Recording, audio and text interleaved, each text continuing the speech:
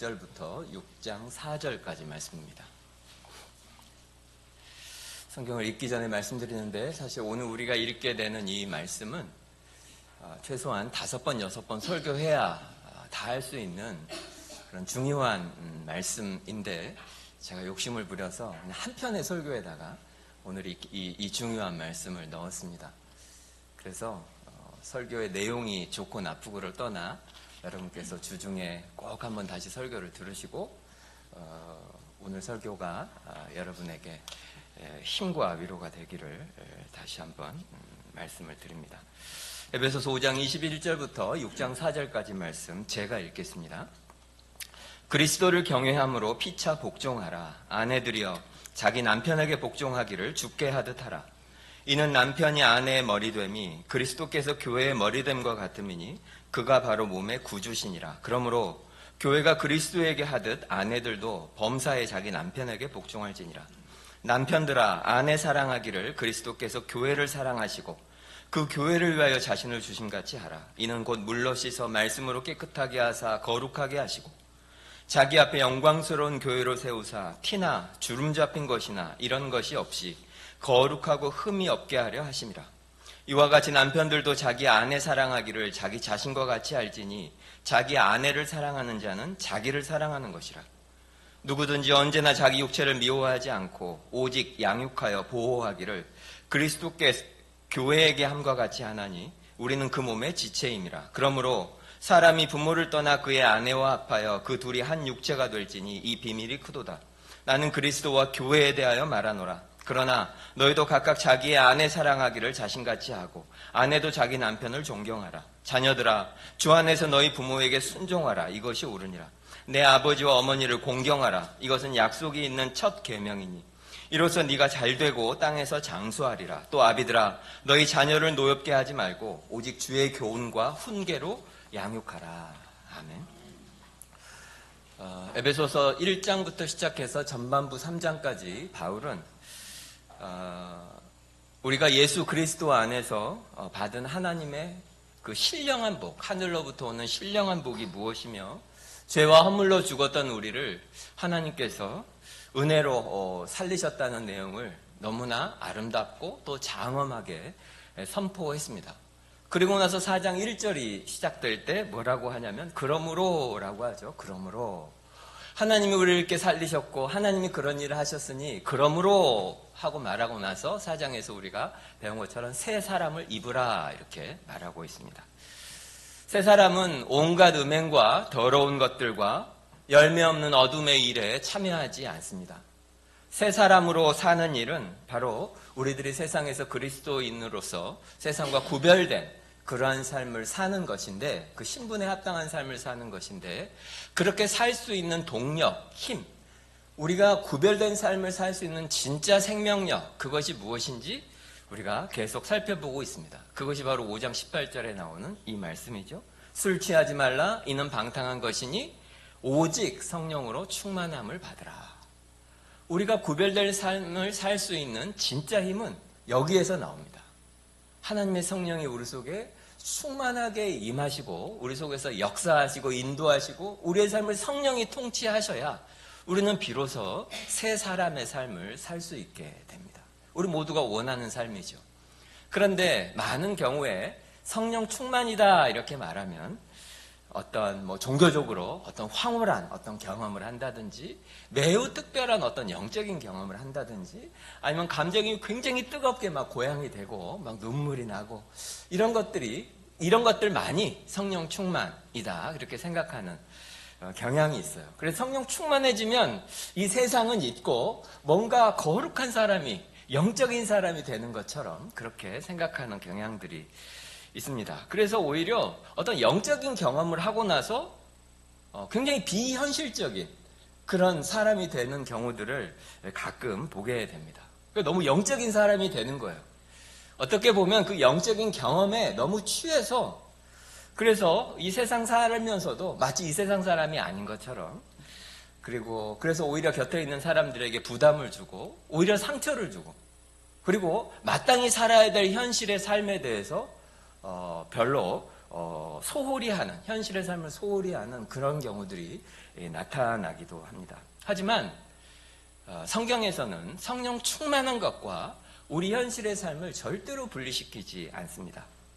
어떤 감정이 막 고양이 된다든지 어떤 일시적으로 종교적인 흥분 상태에 이르는 것, 이런 거를 성령 충만이라고 하지 않고, 앞에도 말씀드린 것처럼 성령이 우리의 삶에 충만하게 임해서 성령이 우리의 삶을 통치하고 다스리는 그런 상태, 그래서 성령이 하시는 그 말씀에 우리가 전적으로 순종하게 되는 그런 상태, 그런 상태를 성령 충만이라고 합니다.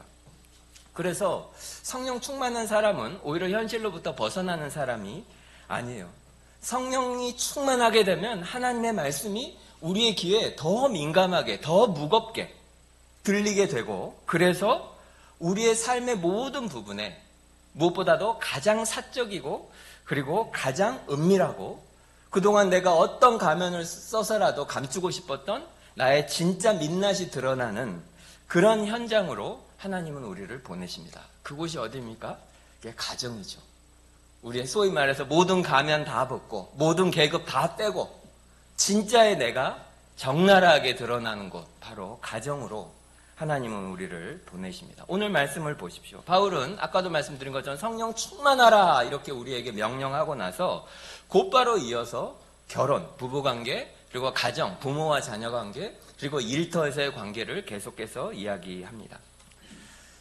우리는 지금 성경이 오늘 우리가 에베소서 5장 21절부터 6장 4절 이렇게 불러서 읽었지만, 원래 성경은 이 장과 절이 구분되어 있지 않았습니다. 그냥 긴 편지예요. 큰 편지를 이제 성도들이, 또 교회 성도들이 읽고 찾고 공부하기 편하게 하기 위해서 편의상 장과 절을 나중에 구분하여 만든 것입니다. 원래 바울이 이 글을 쓸 때는 당연하게도 그냥 긴 편지로 썼어요. 그것을 먼저 염두에 둘 필요가 있어요. 우리 성경을 잘 보면, 성경에 보면 소제목이 달려있죠. 5장 15절부터 21절까지 제 성경에는 빨간 글씨로 그리스도의 이름으로 감사하라 라고 하는 소제목이 붙어있고, 그리고 22절부터는 아내와 남편이라고 되어 있고, 6장 맨 앞부분에는 자녀와 부모 이렇게 소제목이 붙어 있습니다. 그러니까 이것을 보면 마치 단락이 이제 구분되어 있는 것처럼 보이죠. 하지만 21절과 22절은 원래 나누어져 있는 곳이 아닙니다. 그걸 어떻게 알 수 있냐? 원래 원문을 보면 21절에 보면 그리스도를 경외함으로 피차 복종하라 이렇게 되어 있죠. 우리 성경에. 그리고 22절에 보면 아내들이여 자기 남편에게 복종하기를 주께 하듯 하라 이렇게 되어 있는데, 원래 원문에 보면 22절에는 동사가 없습니다. 무슨 말이냐면 원문을 그대로 그냥 한글로 제가 적으면 이렇게 돼요. 그리스도를 경외함으로 피차 복종하라, 아내들이여 남편에게 주께 하듯, 그냥 이렇게만 되어 있습니다. 왜 이렇게 되어 있겠습니까? 21절에 나오는 그 동사가 22절에도 똑같이 적용되기 때문에 그래요. 열심히 해야 된다, 일도 공부도 이런 식으로 똑같이 공부 열심히 해라, 일 열심히 해라가 아니라 앞에 동사를 한번 말하고 뒤에가 그게 계속 적용이 되도록. 이게 왜 중요한 의미가 있냐면 앞과 뒤가 구분된 이야기가 아니라는 거예요. 앞부분에 성령 충만하라 말한 것과 아내들이야 남편에게 복종하라, 남편들이야 아내를 사랑하라, 이 구절이 서로 구분되어 있는 것이 아니라 아주 깊이 연결되어 있고 연속되어 있다는 그런 의미입니다. 성령 충만한 것과 남편이 아내를 대하는 것, 아내가 남편을 대하는 것, 부모가 자녀를 대하는 것, 자녀가 부모를 대하는 것, 일터에서 우리의 상사를 대하는 것과 우리의 후배 직원을 대하는 것이 연관없는 사항이 아니고 아주 깊이 연결되어 있다는 것입니다. 성령 충만의 결과들은 바로 이런 부분에서 모두 나타나게 된다는 거예요.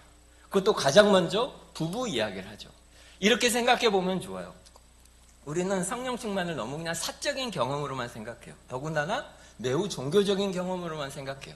기도하다가 뭔가 은혜를 받고 예배 중에 뭔가 감동을 받고 그저 그런 것이 성령 충만의 전부라고 생각하지만, 오늘 성경은 그렇게 말하고 있지 않아요. 원래 부부는 한 몸이죠. 좀 이따 말씀드리겠지만 하나님께서 아담에게 하와를 주시면서 그 둘이 연합하여 한 몸을 이루었다 이렇게 표현하고 계세요. 그러니까 부부는 원래 한 몸입니다. 한 몸이기 때문에 하나님의 성령이 우리 속에 풍성히 부어지면 그것은 당연하게도 한 몸 된 우리 부부 속에 그 성령이 임하게 돼요.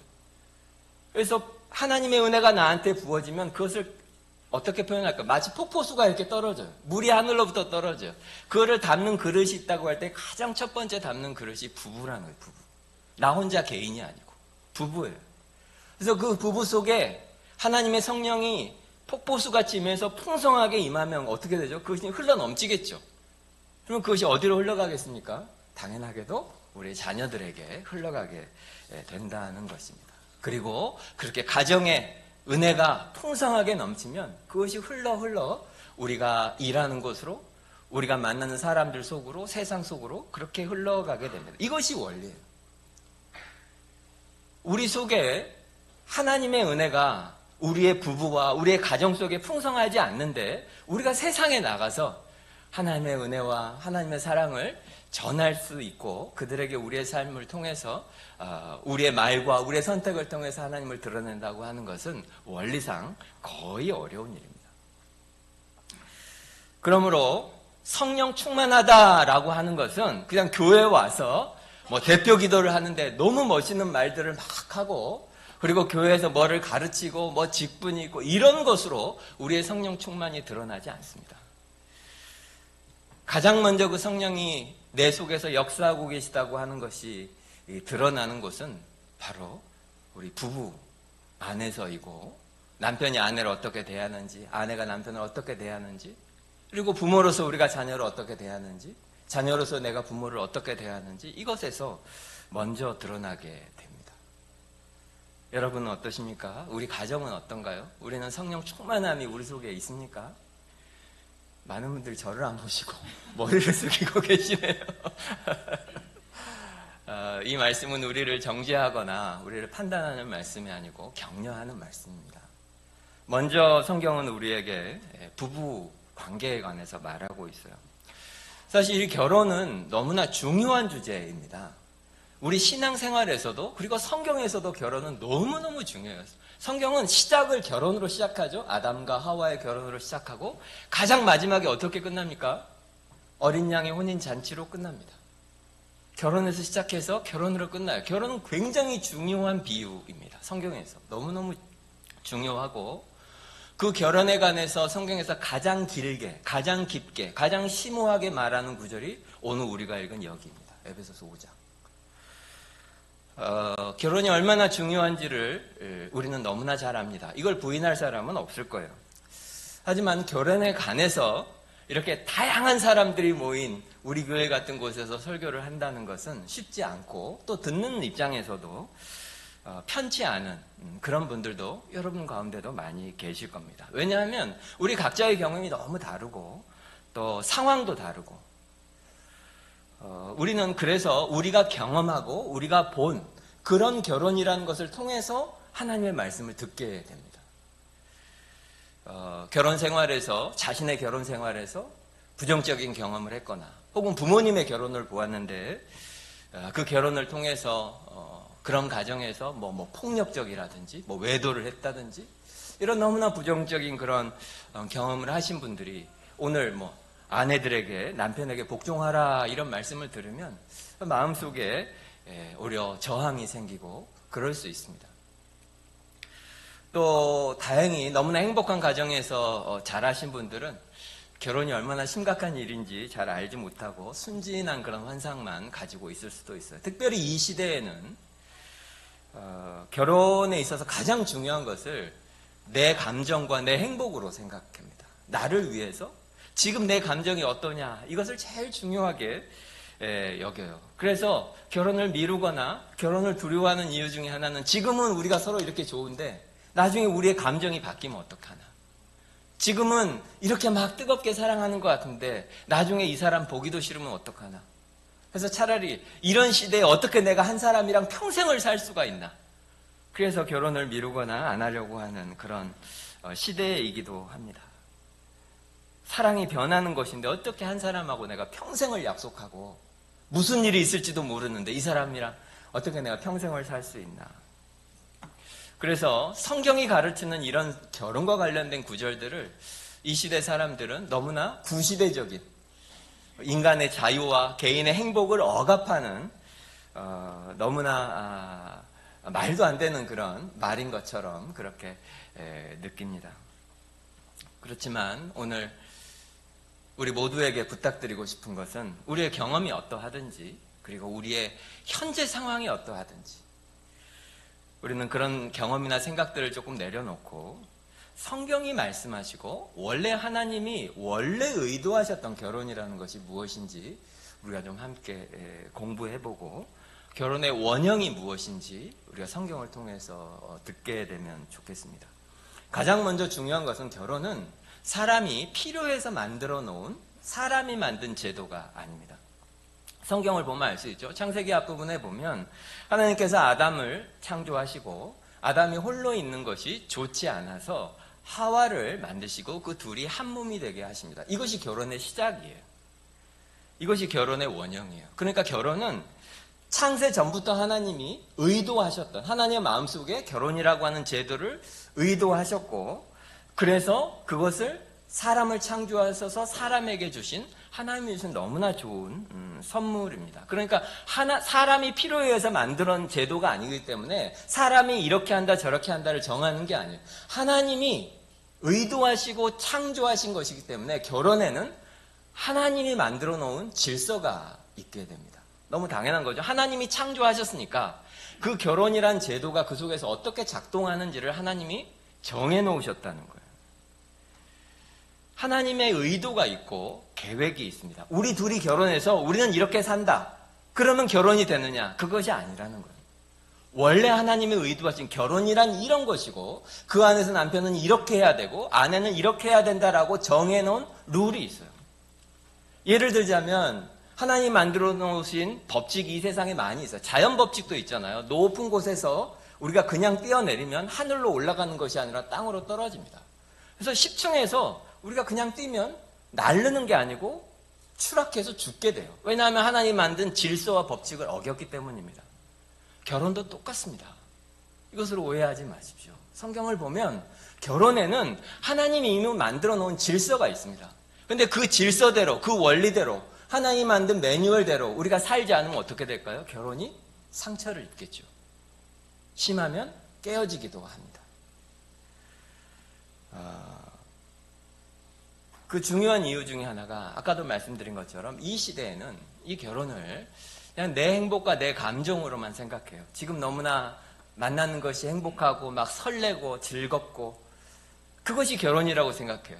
그래서 결혼을 하죠. 그러다가 시간이 지나면서 감정이 사그라들면 지금은 막 좋아 보였는데 시간이 지나니까 막 미운 모습이 보이면 그럼 어떡하죠? 사랑이 식죠. 사랑이 식어요. 그래서 더 이상 사랑하지 않는다고 말해요. 그리고는 결혼이 끝나버립니다. 많은 경우에. 내가 이렇게 불행한데 뭐하러 이 결혼을 계속 유지하느냐 이렇게 생각하게 되죠. 포기하게 돼요. 하지만 성경을 보면 성경이 말하는 결혼은 그런 감정이 아니고 약속이라고 계속 말하고 있습니다. 31절에서 바울이 인용하고 있는 창세기 2장 말씀을 다시 보십시오. 사람이 부모를 떠나 그 아내와 합하여 그 둘이 한 육체가 될지니. 하나님이 우리들에게 기존에 우리가 어떤 가정에서 살고 있었다 하더라도 부모님이 아주 큰 영향 아래 살고 있었다 하더라도 이제 결혼을 하면 이 두 사람은 완전히 새로운 사람이 돼요. 새로운 가정이 돼요. 부모를 떠나서 이제 두 사람이 완전히 새로운 한 공동체를 만들게 됩니다. 이것은 그냥 성적으로 이제 결혼이니까 성적으로 연합하고 감정적으로 연합하고 그런 것만을 말하는 것이 아니에요. 우리의 삶에 있어서 가장 중요한 사람이 이 사람이고 우리의 삶에 있어서 가장 중요한 공동체가 바로 이 가정이다. 그렇게 헌신하라는 거예요. 거기에 나의 모든 것을 다 주고 나의 모든 것을 희생하고 가장 내 삶의 최우선순위로 그것을 삼고 살으라라고 하는 명령입니다. 그러니까 지금 어떻게 내 마음이 뜨겁냐 아니냐 이런 문제가 아니에요. 결혼에 있어서 가장 중요한 것은 결혼식 때 다 서약하잖아요. 서약. 그 서약할 때 뭐 검은 머리가 팥뿌리가 되어도 하면서 막 그런 이야기 하지 않습니까? 무슨 뜻이냐면 지금 말고 미래에 지금은 알 수 없는 어떤 어려움이 생길 수 있죠. 결혼 생활이 긴 어른들 여기 많이 계시는데 얼마나 어려운 일들이 여러분의 결혼에도 많으셨어요. 여러 고난도 있고, 심지어 지금은 나한테 너무 매력적으로 그 사람의 그 모습이 보이지만 시간이 지나면 그 매력이 사라질 수도 있죠. 굉장히 몸매가 좋았는데 나중에 뚱뚱해질 수도 있고, 얼굴이 잘생겼는데 시간이 갈수록 늙어가서 그 매력이 다 사라질 수도 있죠. 하지만 결혼이라고 하는 것은 시간이 지나 지금 나에게 좋아 보이는 것이 나빠 보일지라도, 심지어 이 사람이 나에게 큰 실망을 주고 또 아픔을 주고 그런 상황이 된다 할지라도 나는 계속해서 이 사람을 사랑하겠습니다 라고 하나님 앞에서, 그리고 결혼 예식에 참석한 모든 사람들에게 공적으로 약속하는 것이, 그것이 결혼의 가장 중요한 의미 중에 하나입니다. 그러니까 지금은 막 가슴이 뜨겁고 막 행복한데 나중에 불행하니까 이제 결혼을 그만해도 된다라고 성경은 말하지 않습니다. 성경이 말하는 결혼의 기초는 지금 얼마나 뜨겁게 사랑하느냐의 문제가 아니라 앞으로 계속해서 사랑하겠다고 하는 약속, 언약, 그것이 성경이 말하는 결혼의 기초입니다. 사실 우리가 막 연애할 때 막 떨리고 막 설레고 그 감정을 다시 기억해 보십시오. 지금 혹시 그렇지 않다면. 그때 왜 그 사람이 그렇게 좋을까요? 왜 그럴까요? 사실은 우리들은 그 사람을 사랑하기보다 우리 자신을 사랑했던 경우가 훨씬 많습니다. 예쁜 여자친구, 아주 멋있고 잘생긴 남자친구를 같이 이렇게 다니면 어떤가요? 사람들이 쳐다보죠. 그게 좋은 거예요. 이 사람이 굉장히 똑똑하고 굉장히 높은 지위에 있는 사람이에요. 내 남자친구가, 내 여자친구가.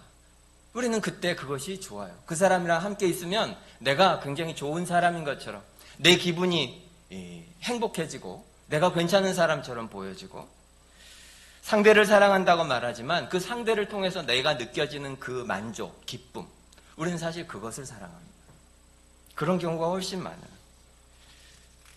그런데 결혼해서 살아보면 어떻게 됩니까? 그때 콩깍지가 끼어서 보지 못했던 여러 흠들, 잘못들, 이런 것들을 우리는 시간이 지나면서 보게 됩니다. 약점도 보게 되고, 보이지 않았던 그 사람 안에는 상처도 보게 되고, 정말 말도 안 되는 고집도 보게 되고, 그 사람이 나도 모르는 두려움을 가지고 있는 것들도 보게 되고, 시간이 지나면서 점점 그것들이 보이기 시작해요. 그러면 소위 말해서 정이 들면 어떻게 되죠? 그 사람을 불쌍히 여기게 되고, 그래서 그 사람이 진짜로 기뻐하는 것을 해주고 싶어하는 마음이 우리 속에 조금씩 생기게 됩니다. 그것이 성경적인 의미에서는 사랑이에요. 결혼 안에 있는 언약적인 사랑. 그러니까 지금 어떤 감정의 상태의 문제가 아니고 끝까지, 그리고 나의 유익만을 아니라 이 사람이 진짜로 아름다운 사람이 되도록 그렇게 내가 돕겠다고 하는 그런 약속, 헌신, 그것이 결혼의 중요한 의미예요. 그렇게 되면 어떻게 됩니까? 때로 이 사람의 마음을 아프게 하거나 내 감정이 따르지 않아도 이 사람이 좋아하는 일을 해줄 그런 용기가 조금씩 생기게 됩니다. 당연히 한 번에 되지는 않지만. 그래서 바울은 우리에게, 아내에게, 남편에게 구체적으로 어떻게 하면 우리가 그런 결혼을 해나갈 수 있을지를 권면합니다. 22절을 보십시오. 22절에 보면, 아내들이여 자기 남편에게 복종하기를 주께 하듯 하라. 아까도 말씀드린 것처럼 이 말씀은 이 시대의 정신과 너무나 동떨어진 구시대적인 그런 성경이 말하는 말처럼 들리죠. 많은 사람들이 거부감을 느끼기도 합니다. 특히 이 중에서 복종이라는 단어가 그렇죠. 복종하라. 여자는 남자에게 복종하라. 굉장히 공격적으로 자존심 상하게 들리기도 하죠. 그러나 저랑 같이 결혼학교 공부하신 분들은 다 배운 것처럼 이 복종이라고 하는 단어는, 성경에서 복종이라고 하는 단어는 주로 힘이 강한 사람이 힘이 약한 사람을 돕는 데 사용되는 단어이고, 그래서 구약 성경에서는 주로 하나님에게 주로 많이 사용되는 단어이기도 합니다. 그러니까 열등함이라든지 어떤 굉장히 강제적인 굴종, 비굴한 굴종, 그런 것에 사용되는 그런 단어가 아닙니다. 이것은 오히려 성령이 충만해져서 하나님의 주권, 하나님의 완벽한 섭리, 지혜, 이것을 알기 때문에 자발적으로 사람이 아니라 그 하나님의 뜻과 하나님의 지혜에 나를 순종시키는 그런 믿음의 표현이 바로 복종하라라고 하는 표현이라고 생각하면 더 맞습니다. 아내가 남편의 권위를 존중한다. 그것은 남편이 어떤 상태에 있느냐랑은 조금 관련이 없어요. 성경적으로 보면. 무슨 말이냐면 이 남편이 나의 존중을 받을 만한 자격이 있느냐 없느냐, 그것을 우리에게 하나님은 묻지 않으십니다.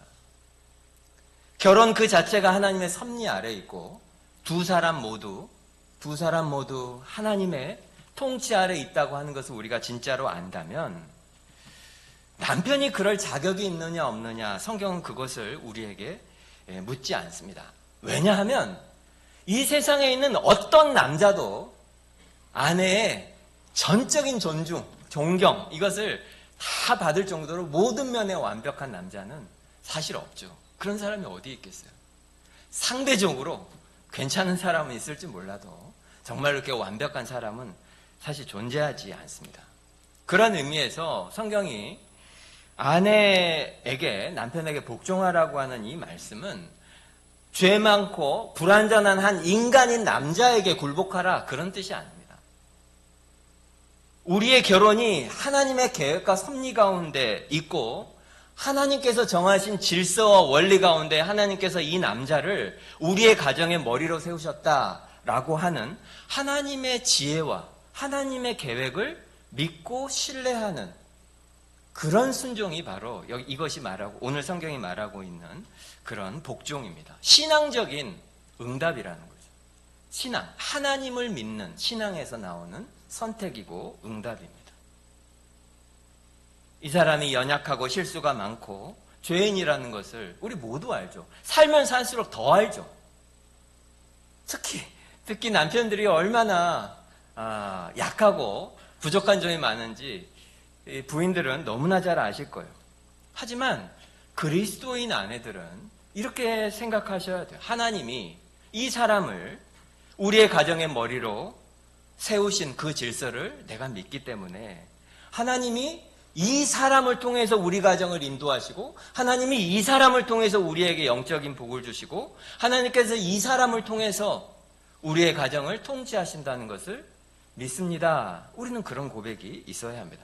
이 사람에게 자격이 있느냐 없느냐, 한 인간으로서 이 사람이 얼마나 그런 가치가 있느냐, 그것을 판단할 그런 판단은 우리는 유보하고 하나님의 은혜와 지혜와 능력이 이 부족한 사람을 통해서 우리 가족에게 분명히 올 것이라는 것을 믿어야 합니다. 하나님을 믿는 거죠. 그래서 이것은 오직 성령 충만하지 않으면 절대로 할 수 없는 그런 고백이고 선택입니다. 그래서 바울은 성령 충만하라 하고 이 말을 하는 거예요. 아마 우리 형제들은 즐겁게 듣고 계시겠지만 바로 뒤에 이어지는 남편에 대한 명령은 우리 오늘 자매들에게 주는 명령보다 훨씬 큰 책임과 그리고 훨씬 더 무거운 명령을 우리에게 하고 있습니다. 25절을 보십시오. 남편들아, 아내 사랑하기를 그리스도께서 교회를 사랑하시고 그 교회를 위하여 자신을 주심같이 하라. 남편들에게 요구하는 성경의 기준은 그냥 자기의 만족을 위해서가 아니고 무엇을 하라는 거죠? 교회를 위하여 자신을 주심같이 하라. 예수님께서 교회를 위해서 자신을 주심같이 하라. 십자가죠, 십자가. 여기 형제님들 많이 계신데 우리가 아내를 사랑하는 기준은 십자가입니다. 그렇게 사랑하라고 성경은 말하고 있어요. 단순히 목숨을 주었다는 것이 아니죠. 단순히 예수께서 우리를 위해서 목숨을 버리셨다는 의미가 아니고 우리를 위해서 그분의 생명을 주시기까지 하나님이신 그분은 그분의 모든 영광과 권위를 다 버리시고 이 땅에 사람의 모습으로 오셨습니다. 하늘 보좌에 마땅히 계셔야 될 그 모든 특권을 다 버리셨습니다. 무엇을 위해서? 오직 교회인 우리들을 위해서, 오직 우리들의 유익을 위해서, 우리가 더 아름답게 되도록, 우리가 생명을 가지도록, 우리가 더러운 모든 흠과 티를 다 벗어버리고 진짜 아름다운 존재가 되도록 하기 위해서 예수님은 자신의 모든 것을 다 버리고 희생하셨습니다. 전제가 있어요. 예수님이 우리를 사랑하실 때 교회가 정결하고 아름답고 흠이 없고 티가 없고 사랑받을 만하기 때문에 예수님이 우리를 사랑하신 것이 아닙니다. 그런 의미에서 우리 형제님들은 이것을 기억하십시오. 남편의 소명은 이와 똑같다고 성경이 말하고 있어요. 우리 남자들이 좀 미숙하고 우리가 좀 더 이기적이죠. 그래서 많은 남편들이 아내를 자신의 필요를 위한 어떤 수단, 또 내 비위를 맞춰주는 그런 존재, 이렇게 생각하는 경우가 많이 있죠. 하지만 성경은 하나님이 사랑하시는 이 귀한 딸을 나에게 섬기라고 맡기셨다는 것을 기억하라고 합니다. 그래서 우리가 해야 되는 일은 무엇입니까? 하나님의 딸을 지금보다 더 아름다운 존재가 되도록, 지금보다 더 흠이 없고 티가 없고 거룩한 존재가 되도록 우리가 가진 모든 것으로 아내를 섬기고 사랑하라고 우리에게 보내셨습니다. 이것이 우리의 책임입니다. 성경적인 의미에서 남편의 가장 중요한 책임입니다. 돈 벌어다 주고 가끔 여행 가지고 그것보다 훨씬 더 본질적인 소명이 바로 이것입니다. 그렇다면 이렇게 아내와 남편을 통해서 우리를 한 결혼으로 부르실 때 그 결혼이 결국 궁극적으로 목표하는 것이 무엇인가? 여러분 결혼 왜 하셨습니까? 갑자기 너무 힘든 질문을 했습니까? 여러분 결혼을 왜 하셨습니까? 혼자 살기 힘드니까? 아이를 낳고 싶으니까? 성경은 우리의 결혼의 목적이 분명히 있다고 하는데 그 목적의 핵심은 바로 거룩입니다. 거룩. 우리는 결혼을 통해서 이전에 나 혼자서는 절대로 될 수 없는 거룩한 모습으로 변해가라고 하나님이 내 곁에 아내와 남편을 주신 것입니다. 이 시대 사람들은, 우리 젊은 형제자매들 여기 많이 계시는데 우리가 제일 많이 듣게 되는 말 중에 하나는 나의 이 모습 그대로 사랑해주는 사람이 나는 좋다, 이런 표현 많이 하죠. 왜 나를 자꾸 바꾸려고 하느냐? 지금 내 모습 이대로 나를 받아주고 나를 인정해주는 사람, 그것이 참 사랑이라고 말해요. 하지만 성경은 그렇게 말하지 않습니다. 성경은 지금 현재 내 모습 이대로보다 훨씬 더 높고 아름다운 모습을 목표하고 있고 우리가 그렇게 될 수 있다고 말해요. 지금 이 모습 그대로가 아니라 사랑하기 때문에 지금 우리에게 있는 흠과 티를 예수 그리스도의 보혈의 뜰로 다 씻겨서 지금 우리의 그 결혼이 아니면 절대로 이룰 수 없는 아름다운 모습이 되도록 결혼을 통해서 우리를 빚어 가시는 것입니다. 사랑하기 때문에 우리를 변화시키는 거예요. 빛나게 하도록. 그래서 우리를 다듬어 가십니다. 그래서 결혼에 통해서 아내와 남편은 일종의 동역자죠, 동역자. 우리는 서로의 삶을 빚어가는 동역자입니다. 그래서 특히 그리스도인 우리 부부들은 결혼 안에서 우리가 서로가 서로를 더 격려하는 사람이 돼야지 서로가 서로를 더 낮추는 사람이 되면 안 돼요. 영적으로. 넘어질 때 붙잡아주는 건 너무 당연하죠. 그렇지만 어려운 일이 있고 힘든 일이 생길 때, 세상과 타협하려고 할 때 어떻게 하겠습니까? 우리는 서로에게 하나님의 말씀을 상기시켜주고 진리를 들려주고 그래서 믿음으로 살도록, 그 순간에 조금 손해를 감수하고, 우리 가정의 손해죠. 그럼에도 불구하고 믿음의 선택을 하도록 격려하고 권면하고, 지금 우리 혼자 있을 때는 포기했을 그 일을 조금 힘들어도 같이 해보도록 하나님이 보내신 것이 남편과 아내의 역할입니다. 힘들지? 그냥 자. 그래서는 안 돼요. 에이, 이번에만 우리 그냥 눈 딱 감고 포기하자. 그러면 안 됩니다. 우리를 결혼으로 이르게 한, 최소한 그리스도인 가정에 하나님이 남편과 아내를 주신 가장 중요한 목적은 거룩에 있습니다. 그래서 이 결혼은 우리 모두 경험한 것처럼 항상 행복할 수 없고 때로 굉장히 불편하고 힘든 순간도 있고 또 아픈 순간도 분명히 있습니다. 하지만 우리는 이 결혼을 통해서만, 다른 그 어떤 공동체나 그 어떤 만남으로도 도저히 될 수 없는 사람, 오직 결혼을 통해서만 이룰 수 있는 그런 영광, 거룩, 그곳에 이르게 됩니다. 그리고 그렇게 할 수 있는 힘이 어디서 나옵니까? 오직 오직 이 복음으로부터만 옵니다. 우리의 신랑이신 예수를 보십시오. 오늘 성경이 그리스도께서 교회를 사랑하실 때 자기의 몸을 우리 위해서 다 주신 것처럼 그렇게 사랑하라 말하고 있는데 왜 그렇게 하시죠? 예수님이 우리의 신랑이기 때문입니다. 여기 우리 형제님들 계시지만 예수 믿는 우리들은 다 무엇입니까? 그리스도의 신부입니다.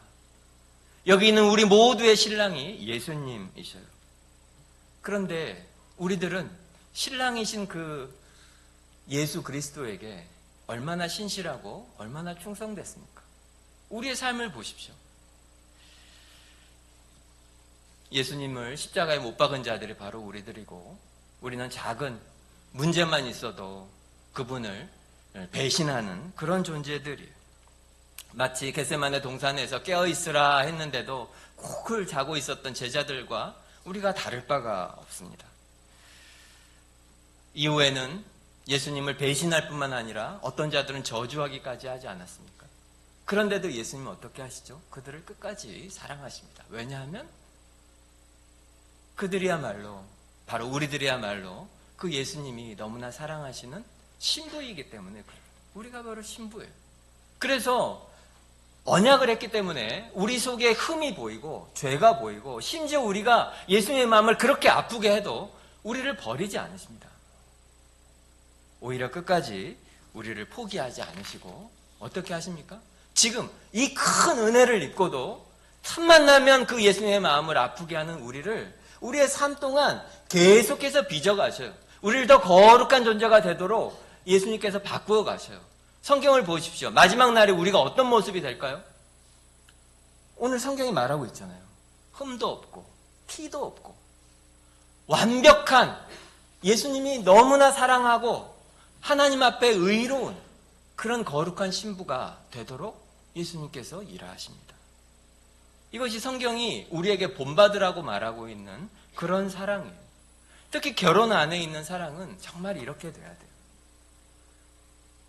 물론 우리가 현실을 살고 있는 아내와 또 남편, 여러분 곁에 있는 그 배우자들 중에 성경이 말하고 있는 것처럼 남편과 아내로서 마땅히 해야 되는 그런 삶을 살지 못하는 사람들이 많이 있겠죠. 배우자 중에도 너무나 마땅한 그런 행동을 하지 않는 경우들도 많이 있을 수 있습니다.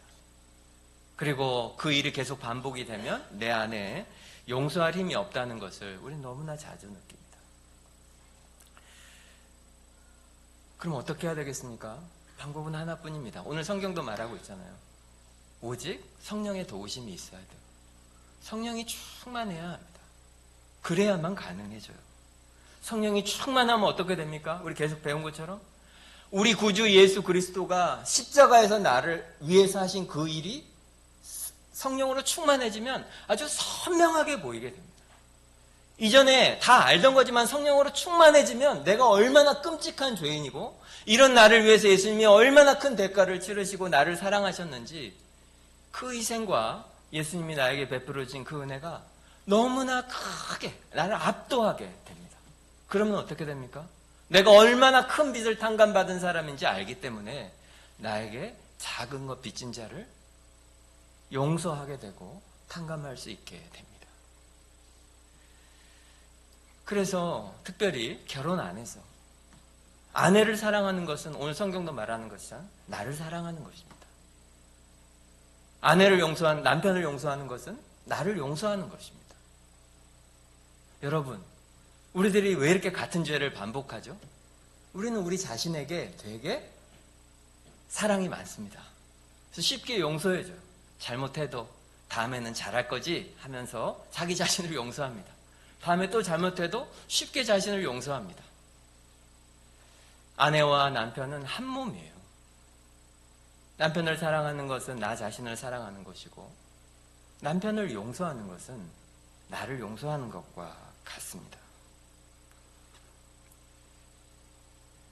하지만 우리가 꼭 기억해야 되고 잊지 말아야 할 것은 아까도 말씀드린 것처럼 우리 모두가 예수님의 신부라는 거예요. 지금은 잘 못 느끼겠지만 성경이 분명히 그림으로 보여주잖아요. 마지막 날에 어린 양의 혼인 잔치가 열릴 겁니다. 그리고 그날 우리는 축의금 내고 맛있는 식사하는 하객이 아닙니다. 그날 우리가 바로 그 결혼식의 주인공인 신부입니다. 분명히 그렇게 될 거예요. 그러면 이 땅에 우리가 경험한 이 결혼은 무엇이냐? 바로 그 결혼, 그 영광스러운 그 결혼의 그림자예요. 그래서 우리가 이 땅에 있는 결혼을 통해서 뭔가 즐거움을 느끼고 기쁨을 느끼고 있다면 그것은 다 무엇이냐면 이것이 목적이 아니고 사람들이 모인 그 결혼에서도 너희가 이렇게 즐겁다면 먼 훗날에 우리 주님과 우리의 결혼식에서 우리가 누리게 될 기쁨이 얼마나 크겠느냐. 그것을 우리에게 미리 맛보게 해주는 하나님이 주시는 선물일 뿐입니다. 그런 의미에서 이 땅의 결혼이 절대로 전부가 아닙니다. 이것이 끝이 아니라는 거예요. 이 땅의 결혼이 여러분의 기대처럼 만족스럽지 못했던 그리고 못한 그런 분들이 계실 수 있지만 우리들은 낙심하지 않아야 합니다. 또 결혼의 여부와 상관없이 성경은 분명히 말해요. 우리가 누구입니까? 우리는 예수 그리스도의 신부입니다. 혹시 남편이 없어도 아내가 없어도 혹은 결혼 때문에 너무나 깊은 상처를 안고 우리가 살아간다고 해도 우리의 진짜는 변하지 않았어요. 우리에게는 진짜 신랑이신 예수 그리스도가 분명히 계십니다. 그리고 그분은 우리를 사랑하셔요.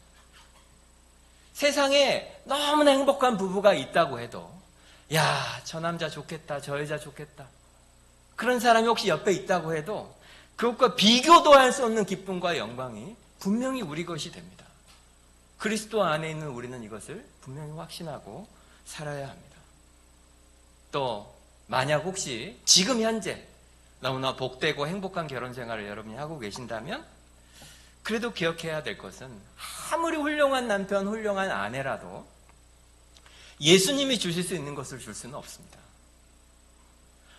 아무리 좋은 배우자라고 해도 우리에게 궁극적인 만족을 줄 수는 없습니다. 인간은 다 유한하고 오직 예수님이 우리에게 주시는 그 사랑만 완전하기 때문에 그래요. 우리 영혼은 아무리 좋은 남편이 있고 아무리 좋은 아내가 있어도 절대로 만족할 수 없어요. 우리 영혼은 오직 하나님으로만 채워지도록 원래 창조되었기 때문입니다.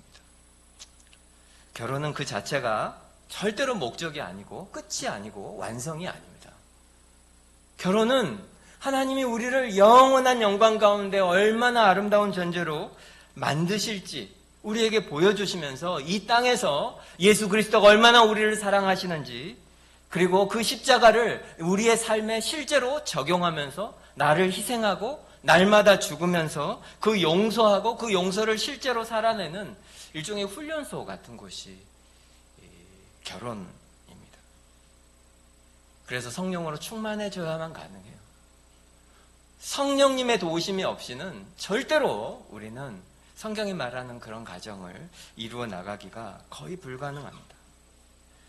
성령께서 우리를 다스리시고 통치하셔야 사랑할 수 없는 순간에 사랑할 수 있게 되고 도저히 용서할 수 없을 것 같은 때 용서할 힘이 생기게 되고 우리는 그렇게 새 사람의 삶을 살게 됩니다. 그런데 아까도 말씀드린 것처럼 성령의 충만이 그렇게 한 몸 된 두 사람 속에 흘러 들어와 그것이 풍성하게 있게 되면 그 은혜와 그 성령의 충만함은 분명히 흘러서 우리 가정 안에 있는 자녀들에게 영향을 끼치게 돼요. 계속 말씀드리지만 하나님께서 가정을 주셨을 때 제일 중요한 것은 부부 안에 있는 사랑입니다. 부부가 사랑해야 돼요. 부부가 하나님을 사랑해야 돼요. 부부가 서로를 몸과 같이 사랑해야 돼요. 이것보다 더 중요한 교육은 없습니다. 그러면 그것으로부터 자녀들이 실제로 말이 아니어도 너무나 많은 것들을 배우게 되죠. 흘러 들어가게 되어 있어요. 사실 부부의 삶은 우리 자녀들의 삶에 엄청난 영향을 끼치고 있는 거예요. 6장 1절에서 4절 말씀 한번 보십시오. 이제 자녀들에게 부모에게 말하고 있는데 특별히 1절을 보면 자녀들에게 말하죠. 주 안에서 너희 부모에게 순종하라 이것이 옳으니라.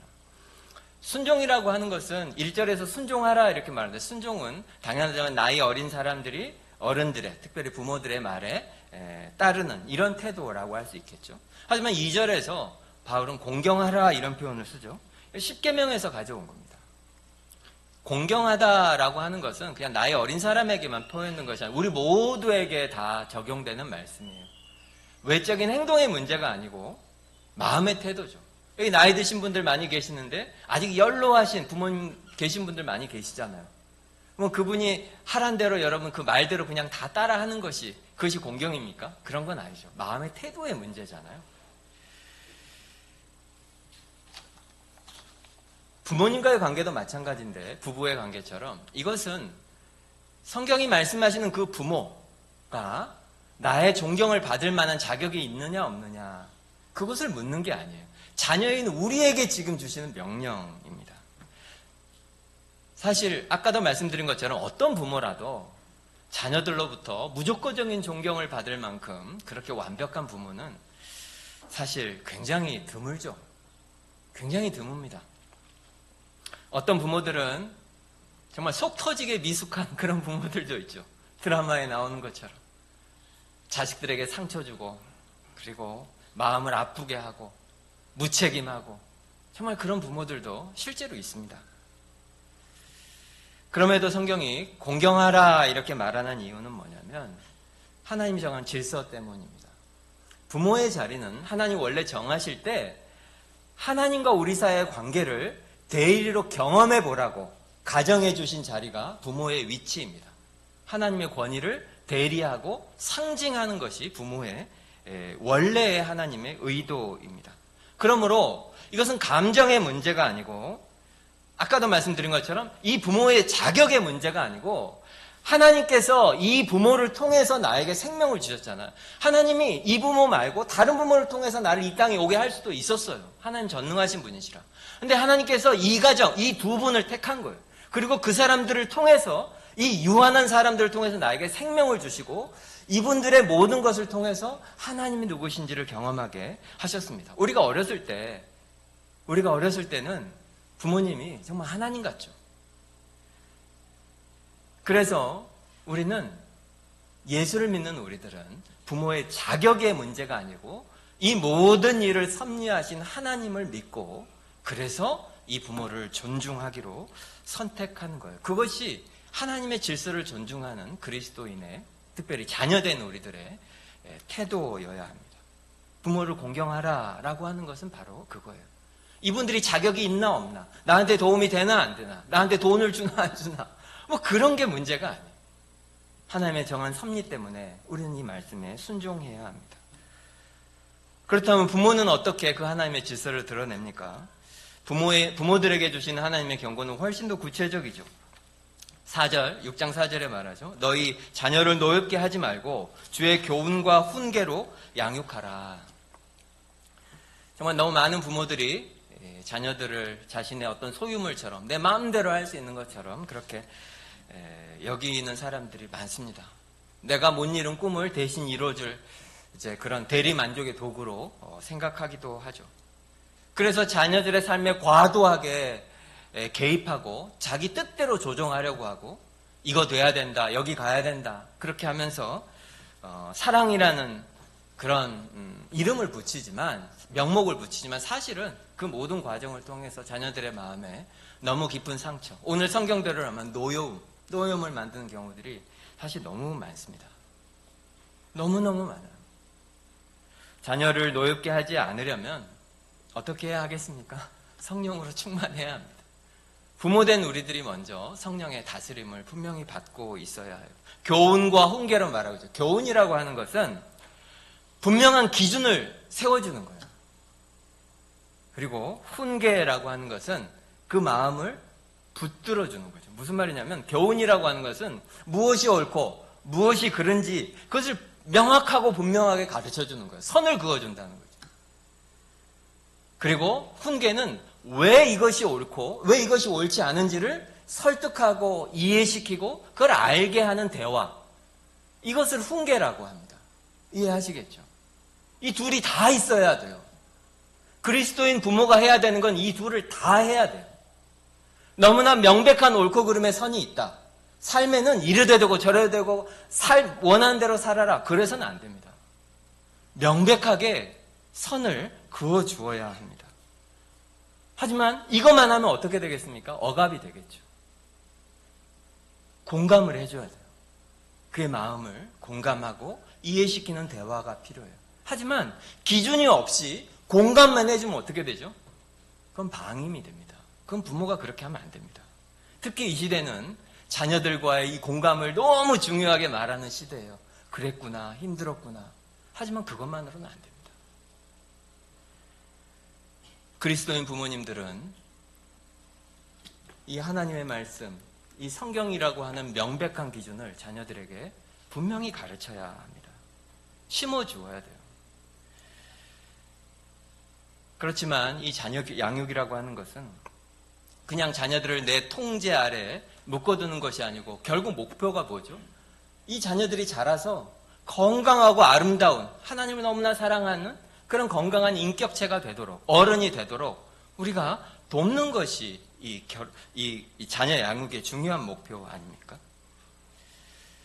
그래서 성경이 말하는 부모의 중요한 역할은 이 둘이 꼭 있어야 합니다. 기준만 있고 그 마음을 알아주지 못하고 상처만 주는 부모들이 있죠. 또 반대로 자녀들의 사랑이 떠날까 봐 무서워서 아무 기준도 말하지 못하고 그저 공감만 해준다면 그것은 성경이 말하고 있는 아름다운 사람으로 자녀가 자라도록 우리가 돕지 못하는 것입니다. 그런데 우리가 자녀와 부모 사이의 관계를 말할 때 사실 가장 아픈 것은 상처죠, 상처. 이 설교를 들으면서도 마음이 불편한 분들이 계실지도 모르겠어요. 부모님으로부터 정말 이런 교훈과 훈계, 너무나 마땅한 교훈과 훈계를 받지 못한 그런 분들이 여러분들 속에도 많이 계실 거예요. 돌아보면 저도 비슷한 부분이 있습니다. 그래서 그런 부모들 밑에서 자란 어떤 분들은 부모를 공경하라는 이 성경의 말씀이 마음에 미묘한 저항감도 생기게 하고 또 가혹하다 이렇게 들리는 분이 계실지도 모르겠어요. 그래서 성경은 우리에게 계속 먼저 무엇을 말하죠? 우리에게 너무나 완벽한 아버지가 계시다. 이것을 계속 우리에게 말씀하시는 거예요. 우리가 지금 부모로부터 마땅히 받아야 될 게 있는 게 받지 못해서 그것이 상처가 되고 결핍이 됐다. 이렇게 이 세상 사람들이 말하죠. 어렸을 때 깨어진 가정에서 자라서 부모가 어떻게 학대를 해서 부모가 내가 원하는 무엇을 안 해줘서 내가 상처가 됐고 성인이 돼서도 힘들다. 이런 말들 우리가 너무나 많이 듣는데 성경은 그런 우리들에게 먼저 무엇을 말하죠? 그 모든 결핍을 채우고도 남은 하늘 아버지가 계시다고 하는 것을 계속 먼저 우리에게 가르칩니다. 아버지를 배신하고 아버지 돈을 가지고 먼 땅에 가서 화랑방탕하게 술 먹고 향락을 즐기면서 다 써버린 아들이 거지꼴이 돼서 돌아올 때 그 아버지가 어떻게 하죠? 누가복음 15장에 나오죠. 아들이 아직 저 멀리 있는데 아버지가 막 뛰어갑니다. 그 배신자, 그 아들을 사랑하기 때문이에요. 이 아버지가 누구를 상징합니까? 바로 우리 하늘 아버지를 상징합니다. 어쩌면 우리의 부모님들도 우리처럼 불완전한 인간인 것이 분명하잖아요. 우리도 모르지만 그분들의 부모님으로부터 그 마땅한 교훈과 훈계를 그분들은 못 받았을지도 모릅니다. 충분히 사랑받고 어떻게 사랑하는지 몰라서 하나님이 그분의 가정에 우리를 주셨지만 어떻게 사랑하는지 모르고 상처를 주는지도 모르고 그것이 사랑인 것처럼 생각하며 우리를 길렀을지도 모릅니다. 아마도 대부분 그러셨겠죠. 그래서 우리의 육신의 부모에게 너무 과도한 기대를 이제 예수 믿는 우리들은 이제 좀 내려놓아야 합니다. 왜냐하면 우리에게 완전한 아버지가 계시기 때문에 그래요. 나는 이미 하나님 아버지가 계시고 그 하나님 아버지가 나를 얼마나 완벽하게 사랑하시는지 그것으로 내가 충분하다. 이 사랑이 충분해서 내 부모님으로부터 내가 받지 못했던 결핍이나 상처들이 이제는 괜찮다. 그렇게 여겨질 때 우리는 부모를 공경할 수 있게 돼요. 용서할 수 있는 힘이 생기게 됩니다. 아마 여러분들 정말 많은 분들이 여전히 마음속에 부모님을 용서하지 못하는 분들이 많이 계시겠지만 성경은 우리에게 이것만이 유일한 해결책이라고 말해요. 그래야 이게 대물림 되지가 않습니다. 우리에게서 그것이 끊어지게 돼요. 내가 받았던 이 모든 상처들은 결국 우리의 자녀들에게 영향을 끼치게 돼요. 어떤 상처를 입었더라도 우리가 복음 안에서 그분들을 용서하고 우리의 관계가 회복이 되어야 비로소 우리 자녀들과의 관계도 그렇게 대물림 되지 않고 하나님 나라가 거기에 완성되게 되겠죠. 말씀을 마치겠습니다. 에베소서는 우리에게 성령 충만에 관해서 말하면서 너무나 길게, 오늘 우리가 읽은 본문이 끝이 아니에요. 뒤에는 일터도 나옵니다. 왜 이렇게 길게 세밀하게 이런 관계들에 대해서 다룰까요? 특별히 가정에 대해서 왜 이렇게 길게 다룰까요? 왜냐하면 우리의 결혼과 우리가 이룬 이 가정은 그냥 돈 벌어서 저녁에 먹고 자고 그러는 공간이 아닙니다. 너무나 하나님의 엄청난 비밀이 있는 곳이에요. 이 비밀이 크도다 말하지 않습니까? 이 가정은 너무나 중요한 곳이에요. 무엇보다도 하나님 나라가 실제로 가장 먼저 드러나는 곳이 그곳이 가정 그리고 부부관계입니다. 죄인들은 끊임없이 상대방을 통제하려 하죠. 이용하려고 해요. 결혼해서도 마찬가지예요. 왜 이렇게 서로 부딪힙니까? 내가 원하는 걸 상대방이 안 해주기 때문이죠. 나를 기쁘게 안 해주기 때문이에요. 하지만 성경은 우리에게 예수 그리스도의 십자가를 보여주면서 결혼이란 뭐라고 말하죠? 내가 어떻게 아내를 섬길까? 내가 어떻게 남편을 섬길까? 그것을 생각하라고 말하지 않습니까? 남편이 아내를 위해서 자기를 내어주고 아내가 남편을 존중하고 부모가 자녀를 섬기고 자녀가 부모를 공경하는 그런 나라, 그것을 가정에서 이루라고 성경은 우리에게 말하고 있습니다. 그런데 참 아이러니는 이 가정은 사실은 우리가 가장 편한 곳이잖아요. 밖에서 우리가 어떤 가면을 쓰고 살았다 하더라도 우리가 가면을 다 벗어 던지고 진짜 적나라한 내가 드러나는 곳이 가정입니다. 그래서 그러지 않아야 하는데 역설적이게도 가장 우리의 죄성이 그냥 통제 없이 필터 없이 드러나는 곳이 사실 가정입니다.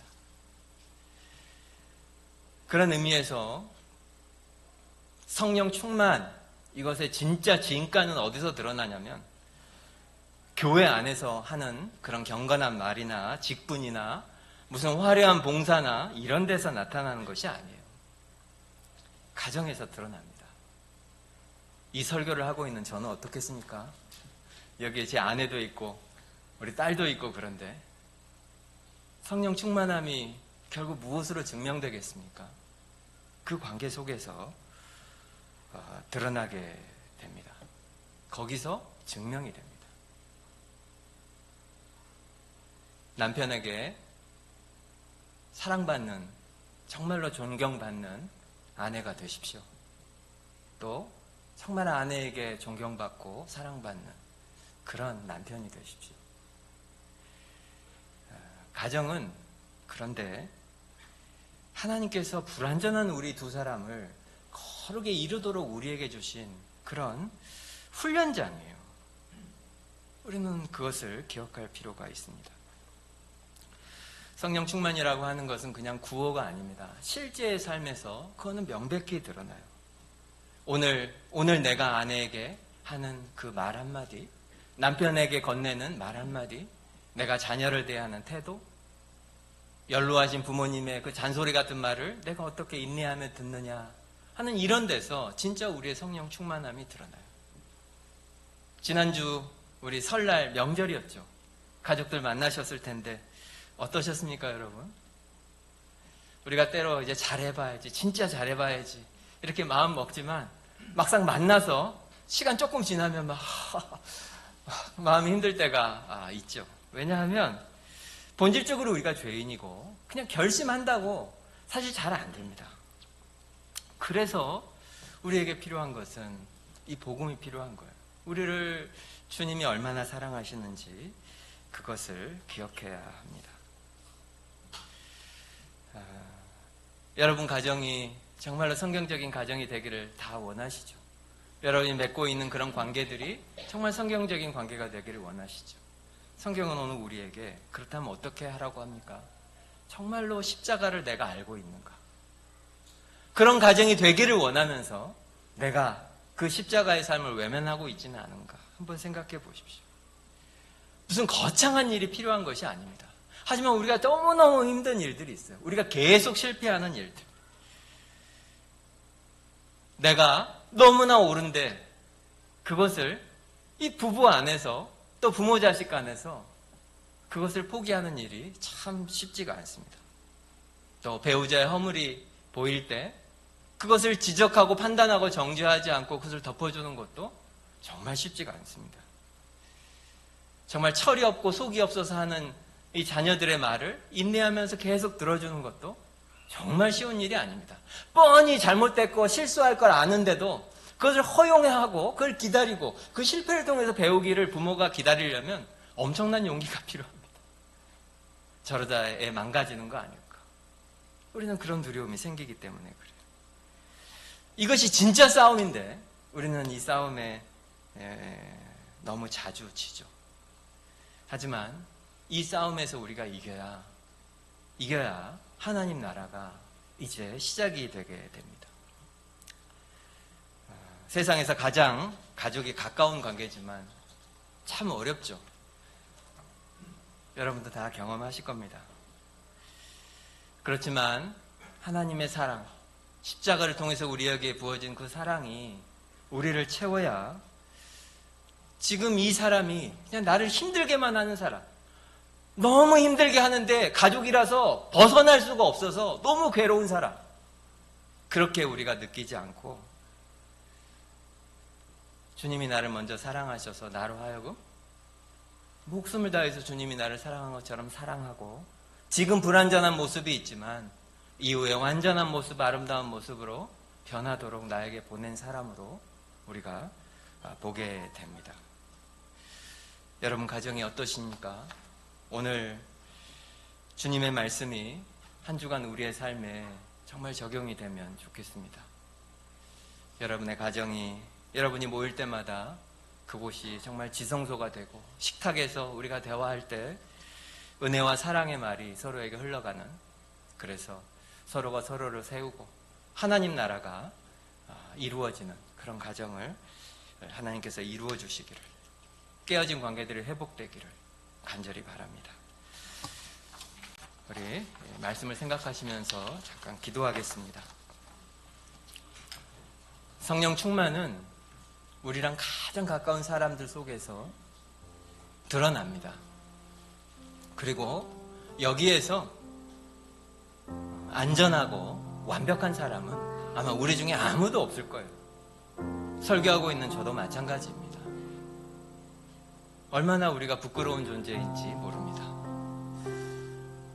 하지만 성경은 우리에게 우리가 얼마나 아름다운 존재가 될 수 있는지, 우리의 관계가 얼마나 아름다운 관계가 될 수 있는지 분명히 약속하고 있습니다. 한 주간 주의 성령이 우리를 도우시기를, 우리의 말 한마디, 우리의 반응 하나, 이 모든 것을 통해서 하나님께서 우리에게 주신 이 귀한 사람을 내가 사랑하고 섬기겠다고, 하나님이 우리에게 주신 이 귀한 선물들을 하나님의 뜻대로 내가 잘 기르겠다고, 그리고 한 주간 우리의 삶에 성령 충만함으로 사람을 살리는 삶을 살겠다고 우리 좀 결심하고 성령의 도우심을 구하면서 좀 기도하겠습니다. 하나님, 우리에게 너무나 귀하고 귀한 선물들을 허락해 주셔서 감사합니다. 인생으로 태어나 외롭고 소망 없는 우리를 주 예수 안에 믿음으로 부르시고, 우리 곁에 주께서 사랑하시는 아내와 남편을 주셔서 한평생 그리스도께서 우리를 사랑하신 것처럼 사랑하고 섬기는 가정을 이루어 주셔서 감사합니다. 하나님, 이기적이고 불완전한 우리들이 하나님이 주신 선물들을 우리의 유익을 위해서, 그저 우리의 기쁨을 위한 도구로 사용하였던 우리의 죄를 용서하여 주시고, 주님 모든 영광과 그 특권을 다 버리시고 우리를 사랑하신 것처럼 우리도 그렇게 섬기며 사랑하게 해주십시오. 우리 힘으로 할 수 없는 것을 주께서 하시오니 성령으로 충만하게 해주셔서 우리가 어떠한 사랑을 받고 어떠한 빚을 탕감받아 이 자리에 있는 줄 알아 도저히 자격 없는 그 사람에게 사랑과 은혜와 용서를 흘려보내는 가정이 되게 주여 도와주십시오. 여러 형편으로 오늘 이 말씀을 들으면서도 나의 삶에 구체적으로 적용하지 못하고 또 후회와 상처들을 붙잡고 있는 주의 백성들을 긍휼히 여겨주시고, 오늘 주님이 우리에게 주신 것처럼 우리에게 완전하신 신랑이 계시고 우리는 그날에 거룩하고 흠이 없는 그리스도의 신부로 주 곁에 설 것이며, 오늘 이 순간도 이 땅에서 결핍이 있고 상처가 있다 할지라도 우리의 신랑이신 구주께서 우리를 포기하지 않고 사랑하시는 줄 우리가 믿으며 살아가게 주여 도와주십시오. 우리가 신부가 되어 참여하게 될 그 어린 양의 혼인잔치를 우리가 바라보며 이 땅을 믿음으로 살아가도록 주여 도와주십시오. 주여 은혜 감사드리며 예수님의 이름으로 기도합니다. 아멘. 우리 모두 자리에서 일어나서 하나님께 봉헌하겠습니다.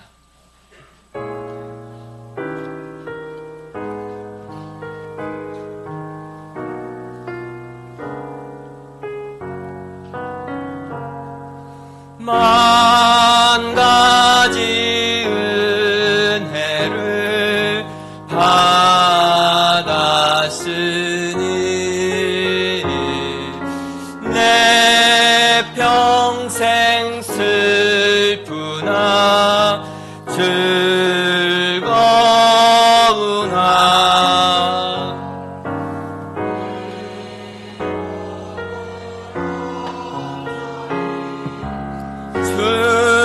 주님께 바쳐서 주님만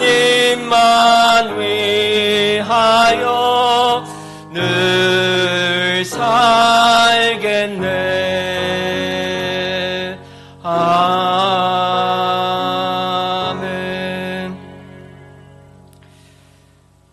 고마우신 하나님, 우리가 받은 많은 은혜에 감사하여 우리의 마음과 정성을 다해 구별하여 예물을 드립니다. 주여, 오늘 우리에게 주시는 말씀처럼 주께서 우리에게 주신 은혜가 크지만 무엇보다 우리 성도들의 가정에 하늘로부터 오는 그 복음의 생명수가 마르지 않게 하여 주십시오. 이 시간 구별하여 예물을 드리지만 예물과 함께 우리의 매일의 삶과 무엇보다 우리의 가정을 주께 드립니다. 성령께서 우리의 가정을 온전히 다스려 주시고 통치하여 주십시오. 예물을 드린 손길마다 하나님 아버지를 믿는 믿음으로 두려움 없이 이 땅을 살아가고 하늘의 평강이 우리를 채우는 은혜가 있게 하여 주시고, 혹 물질 때문에 마음이 어렵고 또 어려움을 겪는 가정이 있다면 주께서 믿음을 더해 주시고 주님이 돌보시는 또 공급하시는 은혜를 베풀어 주십시오. 우리의 영원하신 기업이신 예수님의 이름으로 기도합니다. 아멘. 네, 안녕하십니까? 안녕하세요. 우리 서로 인사 나누겠습니다. 네. 명절 잘 보내시고 이렇게 또 교회에서 뵙게 돼서 건강하게 모두 이렇게 뵙게 돼서 감사합니다. 우리 성도들 위해서 계속 기도해 주시기 바랍니다.